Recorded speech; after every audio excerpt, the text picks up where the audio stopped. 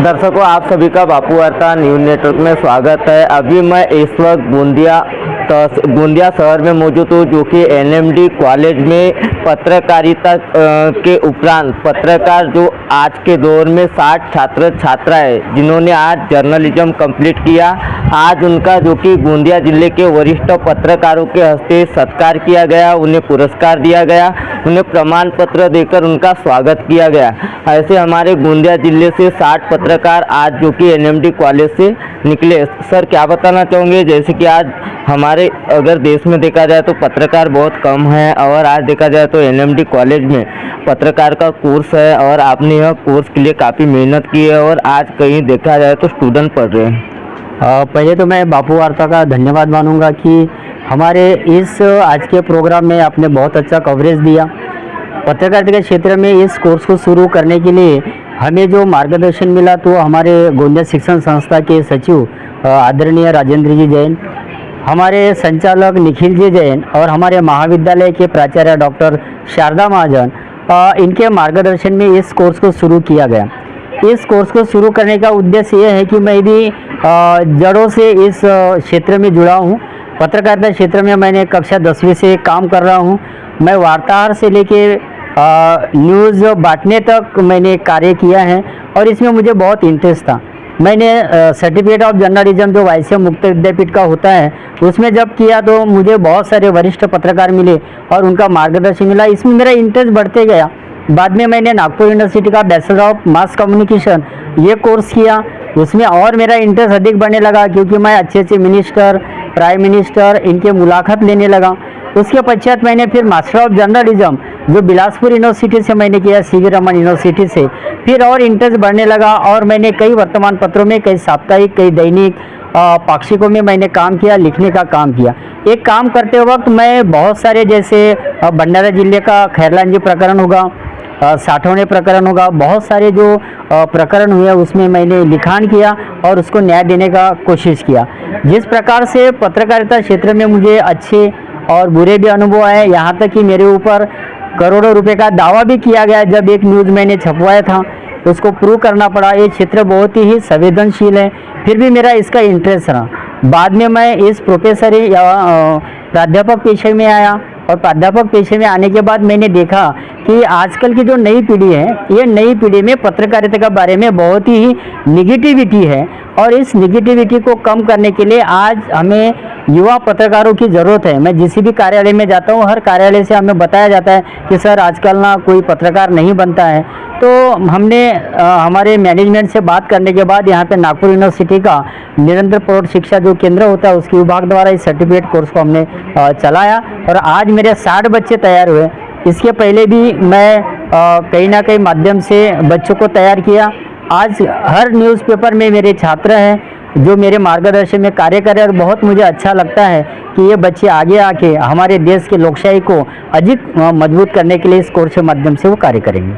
आपके मन में कैसे क्या संकल्पना आई जो कि जर्नलिज्म करना है? मुझे इस प्रकार से मेरी इसमें सोच बढ़ी कि मैं एक न्यूज़ विक्रेता के पास काम कर रहा था, उसमें मुझे डेली की न्यूज़ पढ़ने को मिली। उससे मेरी रुचि बढ़ते गई कि मैं किस प्रकार इस न्यूज़ को पढ़ सकूं और किस प्रकार इस न्यूज़ में बना सकूं, कि मैं सत्यता को इस देश में ला सकूं, कि किस प्रकार से लोगों के ऊपर अत्याचार और अनेकों प्रकार के विभिन्न कारणों की वजह से उन्हें प्रताड़ित करने की जो सत्यता है, जो आगे तक नहीं आती, उन्हें हम सामने ला सके और इस देश में सत्य को साबित कर सके। साथ में ही मुझे बबन सर के माध्यम से पता चला कि 2022-23 में यह कोर्स चालू हुआ, तो मैंने पहले ही सर से बोला कि सर मैं इसमें कोर्स में इंटरेस्टेड हूँ, और मैंने इस कोर्स को लिया कि मुझे पता चला कि लोगों को कैसे अवेयर कर सके। इस चौथे स्तंभ को हम मजबूत बनाने के लिए सहायता कर रहे हैं। दर्शकों, हमारे साथ एक यूथ मौजूद है जिनका जर्नलिज्म हुआ है। कई सारे हमले होते हैं पत्रकारों के ऊपर, घर के माँ बाप पत्रकार का कोर्स करने के लिए नकारते हैं, लेकिन आपके फैमिली में कुछ ऐसी बातें? नाही तसं जर एक मुलगी जर समोर येत असेल आणि जर तिला अपॉर्च्युनिटी मिळत असेल की तुम्ही पत्रकारितामध्ये या, तुम्हाला म्हणजे अभ्यास त्याबद्दल खूप चांगलं नॉलेज मिळत असेल, तर माझी अशी इच्छा आहे की कोणत्याही आईवडिलांनी त्या मुलीला म्हणजे नाही म्हटलं नाही पाहिजे. तिला जर चांगली शिकण्याची अपॉर्च्युनिटी मिळत आहे तर तिला शिकू दिला पाहिजे. ठीक आहे, एका मुलीसाठी सेफ्टी गरजेची असते, पण जर आपण विचार केला तर ती सेफ्टी स्वतः पण करू शकते जर तिने विचार केला आणि जर तिला नॉलेज असेल त्या गोष्टीचा, तर ती पत्रकारितामध्ये करू शकते. मैं सुना होगा आपने पत्रकारों के ऊपर हमले होते हैं, कई वारदातें घट जाती है, कई सारे पत्रकारों की जान आज तक की गई है, और आपने ऐसे में पत्रकारिता का कोर्स कंप्लीट कर जो कि सर्टिफिकेट लियो. हाँ, हमले होते हैं, पर थोड़ा प्रिकॉशन हमें भी रखना चाहिए. न्यूज़ कवर करते समय कुछ कुछ बातें, मतलब हमारे कोर्स के अंदर हमें ऐसा भी पढ़ाया गया कि जब हम न्यूज़ कवर करते हैं तो कौन कौन से प्रिकॉशन हमें रखने चाहिए. तो ज़रूर हमें उस बातों का ध्यान रखना चाहिए. अंधाधुंध कोई भी न्यूज़ है तो उसे कवर नहीं करना चाहिए. मतलब न्यूज़ कवर करना वो तो हमारा काम है ही, बट खुद की सेफ्टी और हमारे साथ जो भी कैमरामैन है उनकी सेफ्टी करना भी ज़रूरी है. तो दर्शकों, पत्रकार एक ऐसा शख्स होता है जो कि फील्ड वर्क पे निकलता है तो उसे पता ही नहीं रहता कि वह घर आएगा या नहीं आएगा. दूसरी ओर देखा जाए तो कई सारे ऐसे लोग मिलते हैं, टकराते हैं, पत्रकारों की जान को भी खतरा रहता है.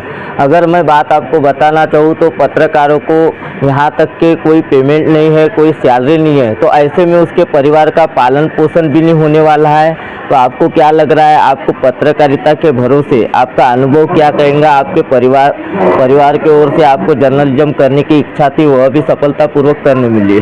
हाँ, जैसे कि देख सकते हैं कि आजकल ना भ्रष्टाचार बहुत बढ़ रही है, और ना जैसे कि आतंकवादी है और ऐसे आतंकवाद फैलाने वाले भी लोग बहुत है. आजकल राजनीति में भी होते रहते हैं, आमतौर पर हम देख सकते हैं.